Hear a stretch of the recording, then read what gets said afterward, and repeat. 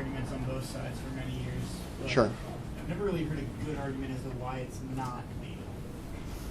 From your background, have you found anything that's really good supporting? History and inertia. Marijuana, the history of drug laws in America is really tainted by racism. The first law against drugs was the Harrison Act in 1914 that was primarily targeted at opium dens. This was at a time of fairly major Chinese immigration. Chinese workers were coming here mainly to work on the railroad. And as these opium dens began to spring up, and the concern was that white people, particularly white women, would be going into these opium dens and leading to ruin. And so that was the impetus for that. Cocaine, very similar history. The belief about cocaine in the early 1900s was that it made African Americans have superhuman strength. And in fact, a lot of police departments, in the belief that cocaine was creating these problems, increased the caliber of their handguns because they had to deal with these cocaine addicts, black cocaine addicts. The marijuana piece, the Harrison Act covered lots of drugs, but it did not cover marijuana. But marijuana later, there's a guy named Henry Anslinger who was kind of the first drug czar. And there was some research that came out of New Orleans about Mexican immigrants and laborers that were smoking marijuana and just acting in horrendous fashion, violent, attacking people. And this became kind of the underlying belief that, as Henry Anslinger, his quote was, "We need to keep this away from degenerate races." And so that's how the laws were passed. And this is not a comfortable topic for me or anybody else because I was part of this, but if you look at statistics on drug arrest, it's hard to make the case that there isn't some vestiges of that racism that's still in play. I mean,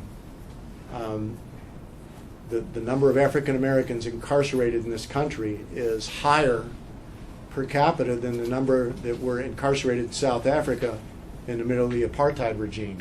And the majority of that is drug issues. The use rates are no difference between whites and African Americans, but go down to any urban courthouse and watch who's showing up as drug defendants. So not a comfortable problem. This would address it in some fashion. Other questions, ma'am? You seem to be supportive of the California's way of approaching it, that law that wasn't open. But there was a lot of limits on it that even people who were supporting marijuana use were kind of against, with how much you could grow. You're talking about the initiative? Yes. What did you think about it? Here's the deal with that, is I think the legislation was poorly written. I'm not for everybody in Athens having a backyard pot farm and selling it out of their front porch legally. I think it should be controlled and taken over by the government. If you want to grow marijuana and sell it to a producer, like corn is sold, like any other agricultural crop, God love you. But we need to have some controls on this. So like alcohol, we're going to set THC limits. We're going to control packaging. We're going to control advertising. We're going to control hours of sale. We're going to have age limits. We're going to shut it down certain hours of the day. So just like alcohol, I think the system is applicable to marijuana. Sir, ma'am. Do you think it would be able to be kept at a local grower level, or do you think it's going to be corporately capitalized and mass-produced and sold like tobacco and alcohol? Hard to say. Do you think that the tax money is actually going to go to these treatment programs or to go to social and economic programs to make up for the lack of income and lack of because Yeah. people are selling drugs in order to Uh, get something. Any tax policy related to marijuana, I think, would gather wider support if the money was actually earmarked for treatment and prevention programs, and I think that would be a helpful way of selling this thing. In terms of the corporate, I don't really know too much about that, so I'll defer. Sir? I got two questions. So the first question is, you're talking about the vested interest. And so when you talk about decriminalization and legalization, is there a lot of resistance from the prison industry since they receive a lot of the beneficiaries of the drug trade? Right, it was a great. His point is there have been some beneficiaries of this thing, and the prison industry has been number one. But we're at a state with local government finances, and particularly at the state level, that those issues are falling to the wayside. We're going to shrink this system one way or the other. There's some movement in Ohio to some criminal law reform that would accomplish some of this, because we just can't afford it. I mean, it's back in the 90s, everybody wanted to the political hysteria was we're going to lock everybody up, and what did it accomplish other than for the prison industry? We should have all bought stock in Correction Corporation of America, right? That's at least my second question too, because what you're talking about seems very soft on crime, and it seems like a hard sell to the American public that treatment is actually going to work instead of just throwing them in jail because they deserve to be in jail. I think probably the financial argument might be more palatable, particularly at this point.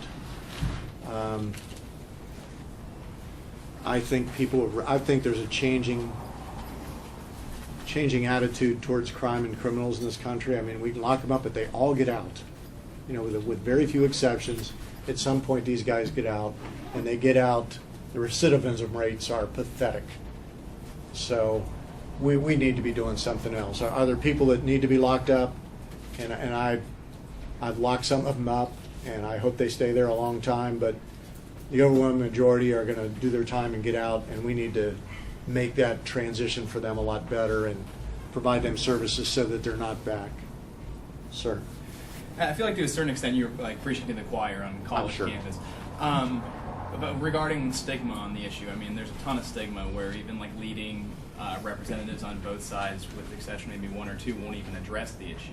Yeah. So what can be done? What are the most effective ways to destigmatize the legalization issue? I think it's an educational process that we're kind of involved in here. There's people in here that are politically connected, have political interest. We should be meeting. State legislators primarily should be the target, and talk to them about this stuff. Be prepared, have some data, and I'll advocate for LEAP, the organization I'm representing, Law Enforcement Against Prohibition. LEAP's got 30,000 members and a large number of cops, prosecutors, judges that have all come to the idea that we need to end this prohibition era. So there's a tremendous amount of information there for anybody that would like to use it in any kind of lobbying advocacy. Sir? You also have, at least in this area, a huge problem with actually legal artificial opium like Oxycontin. Sure. In fact, front page of the New York Times today, front page, big article about Portsmouth, Ohio, less than 60 miles from here. The whole town is just going down the tubes because of the financial. I mean, people are just really suffering anyway. Yep. People want to get high. Yeah. They want to get high. They don't have. They're miserable. They're just miserable. So so they're cracking down on the physicians, and they made some arrests. Yeah. So that's helping. But people, even physicians who are prescribing, they're making big, money on this. The physicians too, on illegal drugs. Yeah, I mean, we dealt with an awful lot of pharmaceutical diversion, and it's unfortunate that there's some unethical medical professionals who are out there facilitating this kind of stuff, and they should make space for them in the jail. Oh yeah. Sir. Great. On the high foot. Where were you last? I'll come back to you. Here's an interesting thing to me, and it's an issue that we haven't touched on. It's the fairness issue. And Oh, yeah. I remember. hang on to it. When I was in charge of recruiting, we get a lot of people with drug histories that came in. And let me ask you this. There's some people here interested in criminal justice. Could you smoke marijuana and become a federal bureau, an FBI agent? No. Now the answer is yes, you can. Well, They've changed their policy that if you have no history within 3 years, you can become an FBI agent. We had gone to 2 years on some occasions. Almost every police department in the country has changed their policy, said, well, they now hire people who've used marijuana. Now, here's the deal. We ask our candidate here, when's the last time you used marijuana? And he looks at his watch. That's not a good sign. But we send people to court for marijuana offenses, and the odds are very good that the police officer that arrested them, the prosecutor handling the case, the judge hearing the case, have all used marijuana. So, here's Bill Clinton. God love him. In 1992, he's asked a question about, did you use? And he says, I was in England, and I was with some friends, and I smoked some marijuana, but I didn't inhale, and I didn't enjoy it. Come on. Is there anybody here who believes that? And Barack Obama, God love him. Barack Obama says, they asked him the same question. He goes, I inhaled frequently. That was the point. So, we got some honesty in place, and hopefully we can have some policy change. But just, we can go down a laundry list of political leaders, who have used this stuff, and yet Michael Bloomberg, mayor of New York, he's recently asked, his initial reaction, I had a good time with it. Well, then the newspapers start hammering O's. Now it always comes out, I was young, I didn't know what I was doing. Come on. Sir? So in this debate, you talk a lot about policies and the institutions, and then I was wondering if you tackle issues about cultural differences. I mean, you have these comparative analysis, which I feel like you like a lot of cultural. Well, I'm a sociologist, but yeah. So I feel like, do you guys address the cultural differences between these states, or between like countries that decriminalized it? Because drinking culture in Europe is much different than here. I mean, we go out to get a shit face like at 7 a.m. We're done by 9 p.m. or 7 p.m. 9 p.m. But in Europe, they don't go out get shit faced. It's completely different drink culture. So you feel the drug culture is one of the. Yeah, I mean, it's clearly part of the picture, and you're right. I mean, Americans, the heaviest drinking country in the world is France. Second heaviest drinking country in the world is Italy. But the difference is they're drinking in family settings, at meals. They're using the alcohol as a food, not a drug.